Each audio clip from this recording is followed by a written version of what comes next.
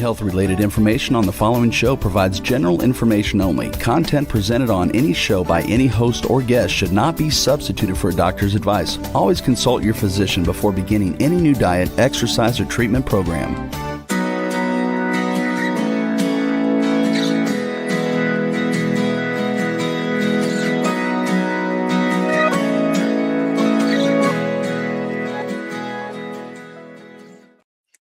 Welcome to the Accelerated Health TV and Radio Show. I'm your host, Sara Banta. I'm a wife, a busy mom of 3, and the founder of the cutting edge and award-winning supplement brand Accelerated Health Products. This podcast is more than just a source of information. It's a community for you and those looking to optimize their health. I release new episodes every Monday and Tuesday live and a bonus one on Thursday. So remember to subscribe and add to your playlist so you never miss a show. And join my free health group coaching on Telegram. There's no downside. I teach you on a daily basis. I post, you ask your questions, and you are supported by an amazing group. The details can be found on my website, sarabantahealth.com. My goal is to reach everyone who needs me with my message of healing. So please help me with that goal. Share this podcast with a few friends and loved ones, and together we can empower each other on our journey to optimal health. Today, we are talking about one of my favorite topics with one of my favorite leaders in the space, and he's back, Jay Feldman. He's a health coach, independent health researcher, and host of the Energy Balance podcast. He uses bioenergetic approach to help men and women around the world maximize their cellular energy. You know, I talk about cells, and it's that energy. It's not about that caffeine.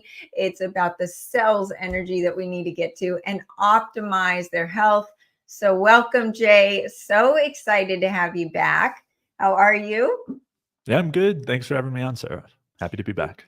Well, we are talking about a topic that is affecting most of the globe, insulin resistance, right? And I feel like over the last 20 years, it's let's just get rid of a macronutrient, whether it's fat or carbs or even protein. Let's go vegan.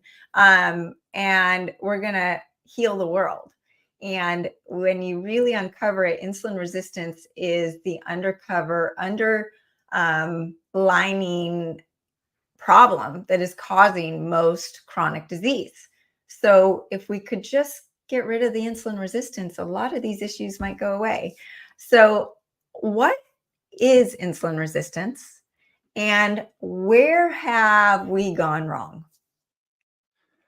Yeah, it's a great topic because, as you said, every chronic health issue, there's a strong correlation with insulin resistance. It's what underlies metabolic syndrome, which is what's underlying cardiovascular disease and diabetes and a number of other, basically every chronic health condition. And what we're told is going on in insulin resistance is not the full picture. And what we're told is that our cells need to respond properly to insulin in order for them to take up glucose. And over time, for one reason or another, and there's different reasons thrown out there, the cells stop responding to insulin signals and therefore stop taking up glucose. And that causes a lot of glucose in the blood, causes us to provide more and more insulin to try to force the glucose to come in. And this leads to high blood sugar, high insulin, and kind of downstream problems.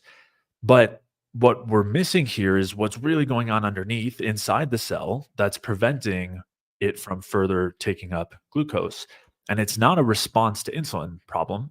Rather, it's a overflow problem, essentially, where inside our cells, our mitochondria are the engines that are producing energy, and they're using also, well, not all sorts of different fuels, but a couple of different fuels in order to do so. One of the main ones is glucose. And when that engine is being blocked, it doesn't effectively use that glucose and convert it to energy. And the different metabolites of, kind of in that process of producing energy build up as well as the glucose. And so there's not space, like there's no more room in the cell for more glucose to come in. There's basically like enzymatic blockages that go on because we already have enough glucose in the cell and we're just not using it effectively. And as a result, the cell basically says, I can't take up any more fuel, and doesn't take up more glucose even when it interacts with insulin. And that's what we see. That's what insulin resistance is that's what's going on in kind of the deeper sense when we have insulin resistance, is that the engines of our cells are not working properly. We're not effectively producing energy, which leaves us with a lack of ATP, which leads to low energy, poor sleep, low digestive function, cognitive function, reproductive function, all of the different systems. And then it also leaves us with an overflow of this fuel. And if we can't convert it to energy, we have to store it. And oftentimes we end up storing it as body fat when especially our glycogen stores are full. Or if we have this extra glucose, we'll be storing the fat that comes in as body fat. And then we're in a situation where we're gaining body fat and we have a lack of ATP, a lack of energy. So we're feeling pretty bad. We're feeling hungry because our hunger signals are still on saying we need more energy. That we're like everything is collapsing, right? And we're gaining weight despite being hungry, despite eating more, and not actually having the energy we need. And so that is the kind of constellation of what is actually underpinning insulin resistance. What I love you talk about, and this is the way I kind of describe it, is that people assume that you eat food and it is automatically energy, but there's this gap. And what we need to do is close that gap to make it more efficient with the fuel coming in, converting into energy, and us running like a nicely fueled machine. But it's more of that broken metabolism and the ATP and the mitochondrial health. So whether it's a vegan diet, a carnivore diet, a paleo diet, whatever it is, the goal is to increase ATP and mitochondria and fix that metabolism. So what are the things that have broken that metabolism?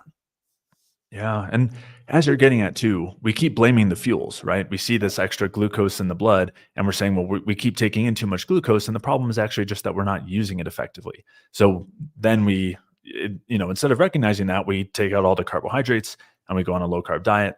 And maybe it helps short term and it'll definitely help to lower our blood sugar for the most part short term, but comes with a whole host of other negatives. And that's because we're not actually fixing the underlying problem. We're not actually improving our capacity for converting the fuel into energy. And there are a lot of different factors that come in there. One that is talked about a lot is the polyunsaturated fats. The way that they're talked about in a lot of the health circles these days is as the seed oils, which have very high amounts of the omega-6s. And the polyunsaturated fats, when we use them as structure in our cells, lead to a much less efficient engine. And we can discuss those details, but this is one of the central pieces. Basically, the more polyunsaturated fats we have as a structure of that engine, the less efficiently it functions, the more reactive oxygen species we produce, the more lipid peroxidation we produce, and the less effective ATP production we produce. It's basically just a much less efficient engine. And that's one of the central concerns. Another one, which is talked about a lot less often, is endotoxin.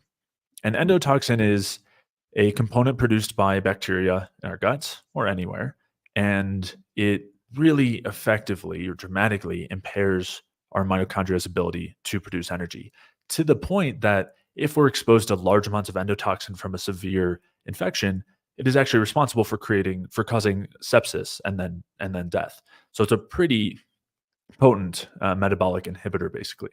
And what's found is that more moderate levels of endotoxin, not the extreme amounts that we find in sepsis, but more moderate levels are found in insulin resistance, metabolic syndrome, cardiovascular disease. We see it inside the actual plaque in the arteries. So we see this kind of crop up everywhere as one of another primary driver of this state that prevents us from effectively converting that fuel to energy and instead redirecting it to store it as body fat. And so I'd say those are some of the, two of the top ones, the primary ones.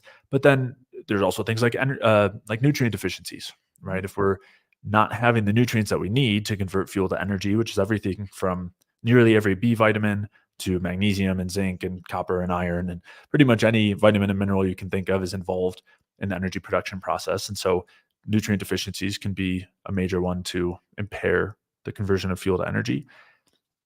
Anything that creates oxidative stress and inflammation will also impair, because the enzymes will impair energy production, because the enzymes that are involved there are very sensitive to oxidative stress. And basically when the cell is inflamed, the enzymes turn off. And again, I mean, some of the things we're mentioning here do that, but there's a ton of other aspects of our environment, whether we're talking about anything from heavy metals to non-native EMFs to going a long time without eating, you know, excessive blue light. There's a ton of different factors here that will end up also blocking energy production. It's so funny you mentioned fasting, and fasting and low carb diets have been the craze for the last decade. And I actually had a client last week approach me saying, Sarah, I did low carb. I felt great for 2 weeks and then hit a wall. And I said, yep, that's what happens to a lot of people. So you're taking the foot off the gas pedal when you lower your carbs, because the cells say, okay, now I don't need to take in any more glucose right now. The pressure's off a little bit. But we want to fix that metabolism. Obviously, we got to lower our stress, the radiation, the heavy metals, take off the things that are stressing our cells out and stuffing them with stuff that they need to. That's a survival mechanism, to put all of those toxins in our fat cells to get them out of the bloodstream for survival. Our bodies are smart, right? So understanding that we need to take all of that stuff out, how do you fix that metabolism? Because that is the goal for everybody. With Ozempic, and I'd love to hear your take on how glucagon, because you talk about glucagon is driving insulin resistance. I really want to get into that. It's not necessarily, glucagon and insulin. People don't really understand glucagon. So I want to talk about that and how it is used or manipulated with these weight loss drugs, and why that is effective initially for whatever reason. But how you fix that metabolism so that the body releases the excess weight. Mm-hmm. So, as you said, this is a survival mechanism. And it's really helpful to recognize the role of insulin resistance in the larger biological context, which is that if we are in a suboptimal environment that is blocking our energy production, which is sensitive to everything in our environment, right? Everything we were saying, the quality of the food, how much stress we're under, exposure to various toxic things like heavy metals or endotoxin things coming internally.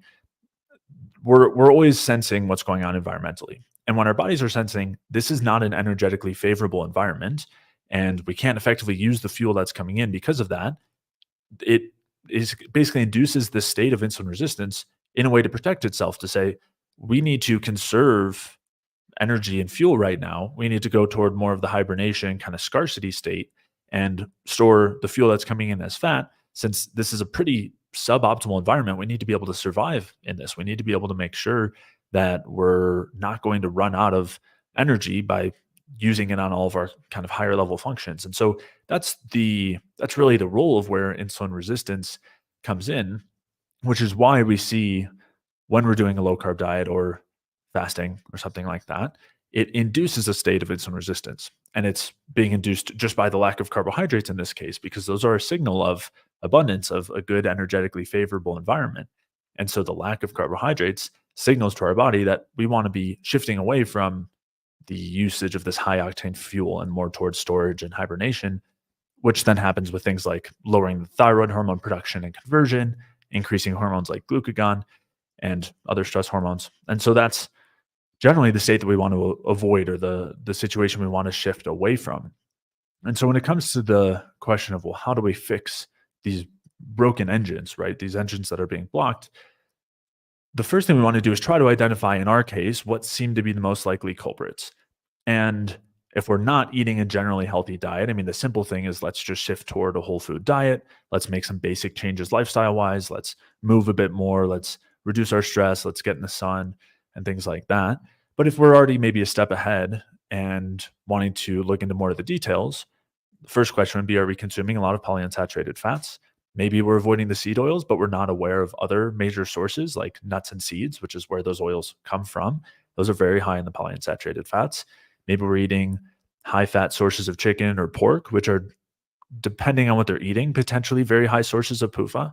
If they're eating, which most of them are, seed oils and other feed like that, they're going to be very high in polyunsaturated fats. There are some sources that aren't. Jay, I thought turkey and chicken were the low fat diet meat.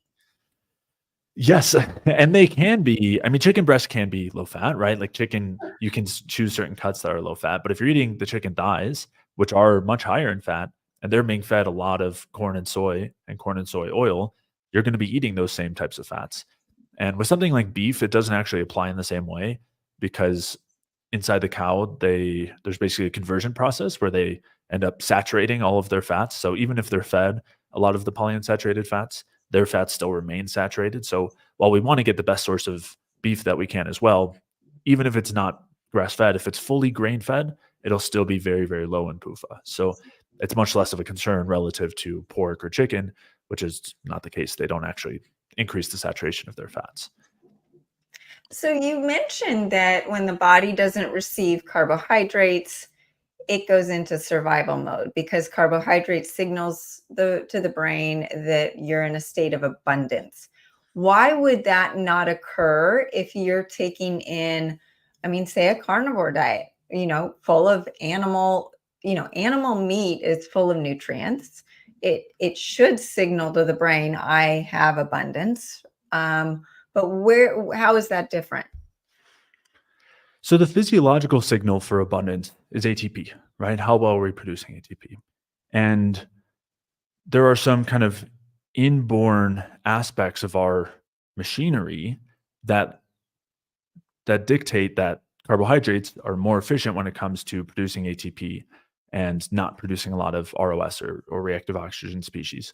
So it's great to have a lot of nutrients, but as an example, just if we consume a multivitamin, that is not enough to signal abundance to our bodies. Instead, they need to have enough fuel, which on one hand can just mean total calories, including both carbs and fats. But within that as well, we need to make sure we're getting enough carbs and something like enough protein and enough fat too. If we go too low in any of the macronutrients, it'll trigger a stress response to produce that macronutrient. So even if we eat too little fat, if our free fatty acids begin to drop too low, we activate the same stress systems to produce fat because we need fat, right? It's not only used as a fuel, but it's also kind of a structural component in our cells. We use it to produce hormones. And the same goes for carbohydrates. If we don't consume enough, then that'll trigger stress responses to produce carbohydrates since a number of our tissues need them for producing energy and prefer them for producing energy. And there's some other, it is used as a precursor for certain other compounds as well in the brain and things like that. But what we're essentially getting at is just like magnesium is a nutrient, and if we have too little, that causes problems. Fat is a nutrient and carbohydrates are nutrients. And if we don't get enough of those, it triggers a similar stress response that indicates that we are not in an environment that's providing enough of what we need. And when that happens, we need to compensate. And initially we compensate with stress, but over time, the more stress, the kind of lower we turn our metabolism down, the more we move towards scarcity as a protective mechanism. That makes sense. So the conundrum in mainstream would be, okay, so if you have insulin resistance, lower your carbs, go to a high fat diet, but that may not correct the situation. Can you explain how a high fat diet can actually worsen insulin resistance? Yeah, so one of the first things that happens when we stop consuming carbohydrates is our bodies shift over to using fat as fuel. And when they do that, they induce a form of insulin resistance. It's called physiological insulin resistance. And this involves a shift in hormones and a shift in basically like metabolic machinery. And in this state, we can't oxidize or burn carbohydrates well at all for fuel. And if anyone's on a low carb diet and they go and do a glucose tolerance test, they'll see this. They're gonna look like they have diabetes. And that's just because everything in their bodies are shifted toward utilizing fat as a fuel. Now, if they go ahead and eat some carbs for a little bit and underlying they aren't in a pathological state, then that'll restore insulin sensitivity. And then they could take that test and not have such a negative result. So this is basically like a semi-temporary state that comes on when we don't consume carbohydrates, but it also comes at a cost because as we shift toward that version of stress that we talked about, where we're constantly needing to produce carbohydrates and we don't have enough available for optimal energy provision, we induce the production of stress hormones. And initially, it's really high amounts of adrenaline and cortisol. And there's also a lot of glucagon involved. And over time, the amount of cortisol and epinephrine reduce, but we'll still see chronically elevated glucagon. And this is a central stress hormone. It's produced in all of the same instances that cortisol does or is, and is one of the things that keeps us in fat burning mode. It keeps our cells utilizing fats for fuel. It releases fats from our fat stores, and it induces insulin resistance. And we see this in people with insulin resistance, type 2 diabetes. They have excessive amounts of glucagon. And if you wipe out that glucagon, it'll restore their insulin sensitivity, meaning that this is one of the key signals that switches us from glucose burning to fat burning. And by preventing that switch, we start burning the glucose again, and we don't see the same insulin resistance. In that case, we still haven't fixed the underlying problem, but we've at least allowed the cells to start taking up the glucose again, but they still aren't going to use it particularly efficiently. They'll still be mostly running just through glycolysis. So glucagon is a stress hormone, but it's a fat burning hormone. Mm-hmm. So can you dive into that a little deeper as far as how it is a fat burning hormone, but then also causing insulin resistance? Well, those are really one and the same. So in insulin resistance, what we're seeing is that we're not effectively converting the glucose to energy. We don't convert it all the way down through glycolysis, through the Krebs cycle, through the electron transport chain. And instead, we just get stuck in glycolysis. So we convert a lot of that glucose to lactate, and we're not able to get into the Krebs cycle and on. So that's what we're doing with the glucose. We're using it very inefficiently. Our cells need energy in the moment, and that's not going to produce enough energy for them to get by. So then they bring in more fats and begin using the fats as their primary source of fuel alongside the glycolysis. And so they'll be burning fats through beta oxidation and then Krebs cycle and electron transport chain. And part of what accounts for that switch or allows for the cells to start to use those fatty acids is the increase in these stress hormones, glucagon, adrenaline, and cortisol. And stress and fat burning tend to go hand in hand. Basically, anytime we're under stress, we activate as much energy production as we can. We'll run through some glucose, but also normally we're going to be burning fat in that same moment. And that's basically the state of insulin resistance that we're seeing. Okay. I think that makes sense. And now, how does glucagon act when in the presence of one of these drugs like Ozempic? So the idea here, and we see this play out in, let's say, animal models, is that one of the things that's going on in the pathology of insulin resistance. So first, and they aren't really identifying it this way, but so first we have poor glucose metabolism. Then we have the release of stress hormones because the cells don't have the energy they need. So they say, help us provide more energy. We release these stress hormones, which release free fatty acids and stimulate the cell to burn the fatty acids. And that's where glucagon comes in. And then we're running on fat to provide some of that ATP. In that state, we basically get stuck in that kind of fat burning state that causes us to force the use of fat, and we aren't using the glucose anymore. This is just like the low carb diet, where if we try to add glucose in, it just increases in the blood. We see high blood sugar. The cells aren't using it. They're really heavily relying on the fat instead, as they're under the influence of these hormones. If we take those hormones out, it allows the cells to start picking up and using the glucose again. And that's what they find in these studies is if you take out the cortisol, adrenaline, and glucagon, that then the cells start to pick up and use the glucose. So there are then these drugs developed to try to help us do that by lowering the impact of glucagon or lowering the amount of glucagon. And that's where that's where these semaglutide drugs come in. They do have some downstream effect there that helps to lower glucagon, but they do so at a major cost. And part of the reason why they have it working this way is because it also suppresses hunger. And that is something that we generally don't want to be doing in the extreme sense that these drugs do. They basically cause severely diminished hunger and then extreme undereating. And chronic undereating, just like any other form of chronic intense stress, I mean, there's really not much physiologically more stressful than starvation, than a lack of food. And that normally causes weight loss, but at the cost of a lot of loss of lean mass, like muscle mass. And then it typically causes a severe reduction in our metabolism and then a lot of weight regain. Just like any of the other kind of crash diets, this is, it's one that we've seen kind of play out over and over again. It's basically inducing a severe calorie deficit, which comes at a major cost. It's interesting because, when the keto craze started, there were quite a few people that after about 6 months to a year would report saying, oh my gosh, if I just look at a piece of bread, I'll gain weight, right? Because their body's so flipped over here and it's not metabolically flexible. So the goal is to become metabolically flexible, go back and forth and take in all of these macronutrients, but the right ones, get rid of the processed foods. I think everyone would agree with that, right?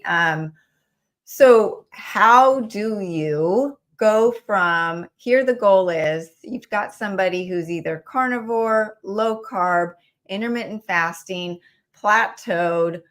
What do I do, Jay? How do I fix my metabolism? I'm kind of stuck. I feel like I've ruined my metabolism. I'm 50 years old. I'm a menopausal woman. And I can't go back and fix it. So what do I do now? And is there hope? Yeah, there's definitely hope. And the good news with something like low carb, any kind of version, is there are some benefits to it. One of the biggest ones is normally we've improved the quality of our foods. We've probably lowered those polyunsaturated fats quite a bit. We're probably not eating much of the seed oils. Those are all really good things. And also, we've more than likely taken out one of the biggest culprits behind that blocks our metabolism, and that's endotoxin, right? Because we're not eating carbohydrates. Those are typically the types of foods that will contain the fibers and carbohydrates that feed bacteria and lead to further endotoxin production. So a lot of people have a major relief from gut symptoms and related symptoms. So not only things that are going on in the gut, but maybe joint pain, brain fog, autoimmune conditions, which a lot of those are tied back to endotoxin as well. So people see often a lot of relief there because they're not feeding these bacterial overgrowths and they're not getting this endotoxin. And that's great. Oftentimes what also happens, as you've described, is the stress side of things begins to catch up. And we start to see anxiety, we start to see insomnia, we start to see lowered libido, we start to see reduced performance in the gym, lack of, or impaired ability to build muscle, and blood sugar starting to come up as well, especially fasting blood sugar as a result of the stress. So we've got part of the picture in place, right? Those earlier things I was mentioning, but we're also inducing a lot of stress due to the lack of carbohydrates. And so we've kind of got a bit of a clean slate to work with, and that's good. And what I would suggest doing is very slowly and carefully beginning to introduce carbohydrates again, making sure it's from sources that we digest well and are not likely to feed any bacteria, just in the case that we're still dealing with any issues there. And then we can slowly expand into the other forms of carbs that will feed bacteria, but ideally more the beneficial ones as opposed to the harmful ones as we get our metabolism up. So I might start with some, whole fruit.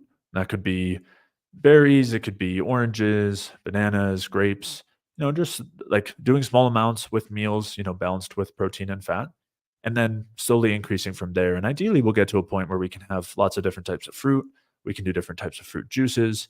We can do root vegetables, cooked potatoes, sweet potatoes, maybe some white rice, maybe some other well-prepared grains as well. If we do well with those, like a sourdough bread from a traditionally fermented wheat, that could be okay for some people. Obviously, everyone has kind of different sensitivity there, but the idea is we can expand as we go, but I would definitely start slow and careful just to make sure we minimize the likelihood of any negative effects.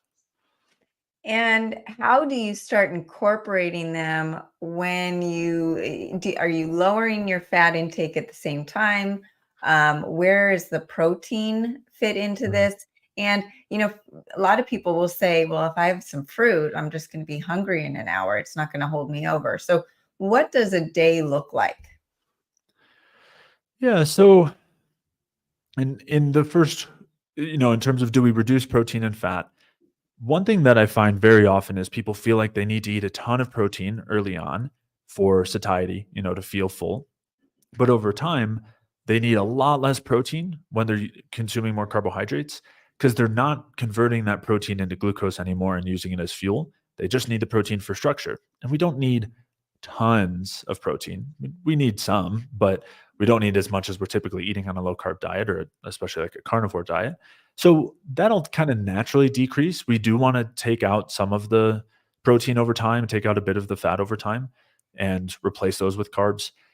Early on, when we're talking about adding in 50 grams of carbs, as a start and kind of slowly increasing, I wouldn't really worry about that. We're talking a couple hundred calories. Normally, we're already eating a bit too few calories when we're on a low carb diet anyway. So if you just add that on top of what you're already eating, it probably won't matter too much. But I might naturally kind of allow myself to tweak down the amount of meat or the amount of fat I'm eating. And then, especially as we begin to increase and get into the 100, 150, 200 gram mark, as far as carbs go, we'll want to decrease both protein and fat. With protein, normally we want to stay in the 0.6 to 0.8 grams per pound range. So to keep it simple, for 100 pounds, that'd be 60 to 80 grams of protein. For 200 pounds, it'd be 120 to 160. So 0.6 to 0.8 grams per pound of body weight is kind of a general rule of thumb as far as protein goes. But if you're currently eating twice that, we don't want to all of a sudden jump to these other values. We want to do it kind of gradually, and it'll probably happen naturally as we're eating more of the carbs. And then something similar will happen with fat. If we're currently getting, 60% of our calories from fat, we'll want to bring that down maybe to somewhere in the 20 to 40% range. And it can vary based on a number of variables. But again, as you're eating more carbs and kind of replacing the fat, I think that'll more or less happen naturally, or we can intentionally manipulate it and see if we feel better. Oftentimes, as we bring more carbs in, we'll feel better as we bring the fat down a bit.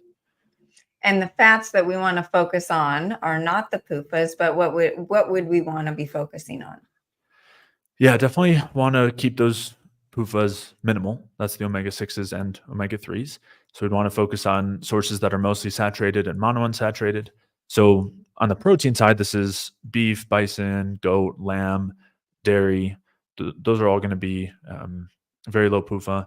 Eggs are mostly low PUFA, but we want to make sure they're from good sources as well, from pastured chicken.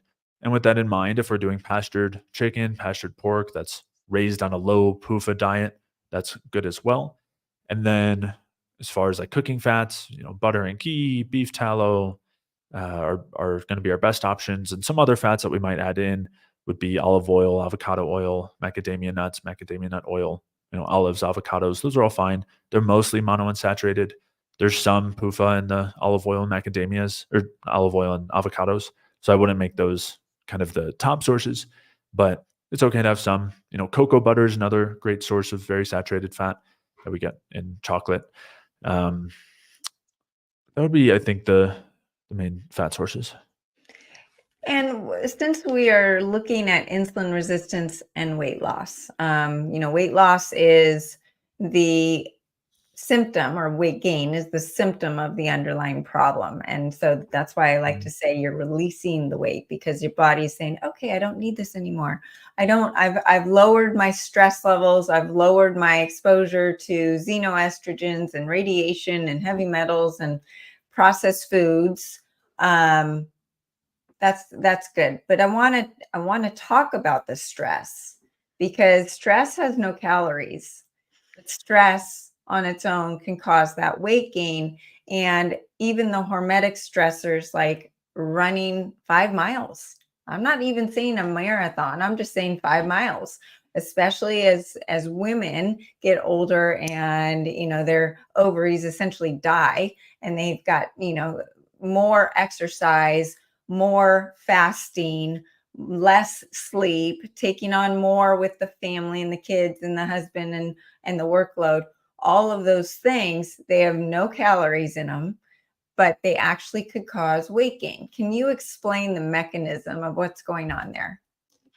Yeah, that's a great point. I like that phrasing as just a clear way to say there's a lot of things that will cause a lot of issues and they don't have any calories, even though they'll cause weight gain. And essentially what they're doing. So if we talk about stress, when we're saying excessive exercise relative to what we can handle, if we're talking about, fights with significant others, or like, demands on our time stress, excessive work, anything on that we would deem as stressful, those are basically situations of, kind of like we were talking earlier, suboptimal environments, right? Our body is recognizing this isn't a safe, comfortable environment. This is, they're stressed, like things are not ideal. And as a result, first thing it does is it releases the stress chemicals, right? We know cortisol. Everyone knows cortisol is that main one. but it also includes glucagon and adrenaline.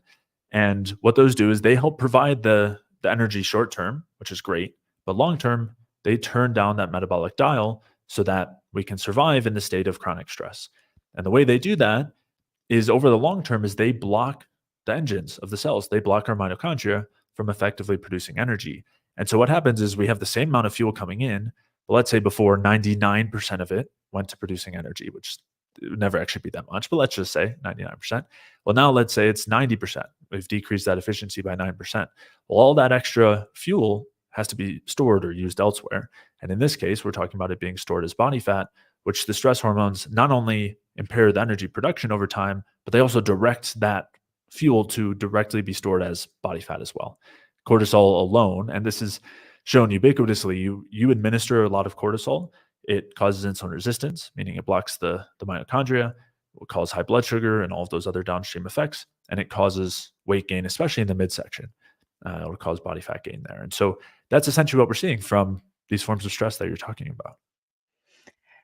And we're talking about the mitochondria and the ATP, and there's a term that most people don't understand the meaning of, and that's mitochondrial respiration. Can you explain what that is? Yeah, so it's just another name for energy production. It's a 3-step process that you have either carbs or fats coming in. On the fat side, it would go through beta oxidation. On the carb side, it goes through glycolysis. They then would go through what's called the Krebs cycle, which is just a series of enzymes. And then it goes to the electron transport chain. And that's where oxygen is used in order for us to produce ATP, which is called energy, and so, or which we use as energy. And the reason why it has the name mitochondrial respiration is because this is where we're using oxygen in the electron transport chain. And this is also where we produce carbon dioxide at a few different spots throughout respiration. So it's just the process of converting the fuel that's coming in into energy. I talk a lot about liver health and the importance of liver health for metabolism. Just this last winter, I was really nauseous every time I ate. It was very difficult. I finally got myself to do my liver cleanse, and bam, it was gone. Water retention was gone. I felt better. My metabolism shot up. I could feel myself being able to break down the fats and the proteins much more easily. Can you talk about liver health as it relates to insulin resistance and weight loss? Yeah, the liver is really central in all different conditions and situations. It's a place where we produce bile to help break down fats and keep our small intestine clear of bacteria. It's a place that we detoxify tons of different things, everything from excess hormones to the xenoestrogens you alluded to earlier, and damaged fats, all sorts of things get detoxified there. It's a place where we store fuel for our brain because our brain doesn't really store any glycogen. So that gets stored in our livers. And when our livers aren't functioning well, we aren't effectively going to store carbohydrates there for our brain to use, and what might cause us to wake up during the night instead of sleeping through the night. There's a ton of places where our liver gets involved, and blood sugar regulation is one of the main ones as well, because the liver's storage of glycogen is the body's store of carbohydrates, other than the muscles, which have their own stores and they just kind of keep the carbohydrates to themselves. If some other area needs glucose, whether it's our brain or our kidneys, that has to be released from the liver. And so there's a strong interaction between all of the different like regulatory hormones at the liver. Cortisol, adrenaline, glucagon have direct effects at the liver, causing the release of glucose and a number of other things. Insulin has direct effects there as well to prevent that effect. So it's a really central one. And if we're seeing that our liver is not functioning well or optimally, not only does it have all those downstream effects, but it also is normally a sign that metabolically things are off. And it's also one of the central places that we see endotoxin having its kind of rearing its head, where just the production of endotoxin is enough to cause fatty liver, liver inflammation, and on through cirrhosis, like the whole cascade there. And just preventing that effect, and in this case, they normally use antibiotics and in like rodent models, is enough to prevent any of those negative effects. So yeah, it's a really central one. I don't know if I fully answered your question, but Yeah, no, and to touch a little bit more on hormone production and insulin resistance effect on male hormones, testosterone, estrogen, and how that is related to unexplained weight gain that's related to insulin resistance. Yeah. Yeah. And again, it's one of those things where if in insulin resistance, we're thinking this is an insulin issue, we're going to be steered in the wrong direction. But what we actually want to look at is the impact of the stress hormones, which are the actual ones driving the state, the glucagon, adrenaline, and cortisol in terms of, in this case, reproductive hormones. So these hormones, as the stress hormones, as we were saying, anytime we're under chronic stress, anytime we're sensing a suboptimal environment, these hormones are introduced. And what they'll do is basically turn down everything that's involved with a high energy, well functioning system.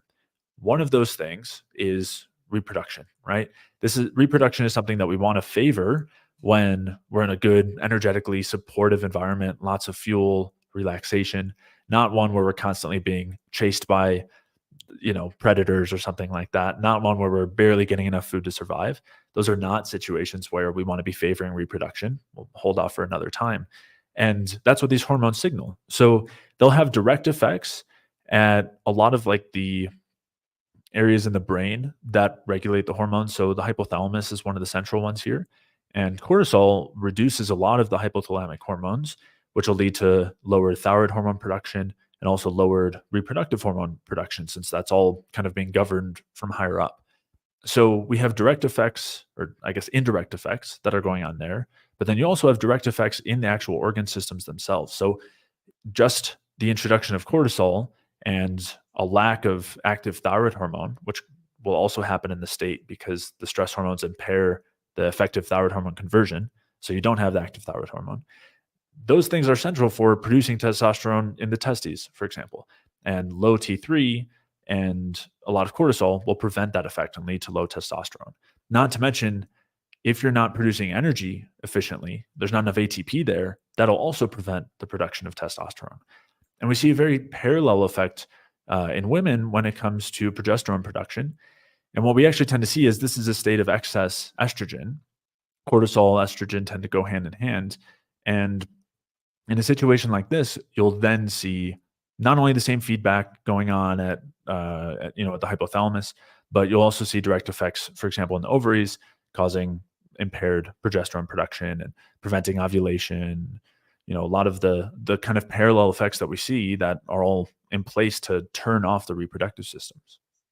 Which makes sense. If we're under stress and we don't know if we're going to survive, and why would we want to be in a position to create human life, right? And then to have to support it. So cortisol is such an interesting hormone because in an acute state, just like you said, it actually mobilizes fat and can burn fat and cause a little weight loss. But then that chronic cortisol is a fat storing hormone.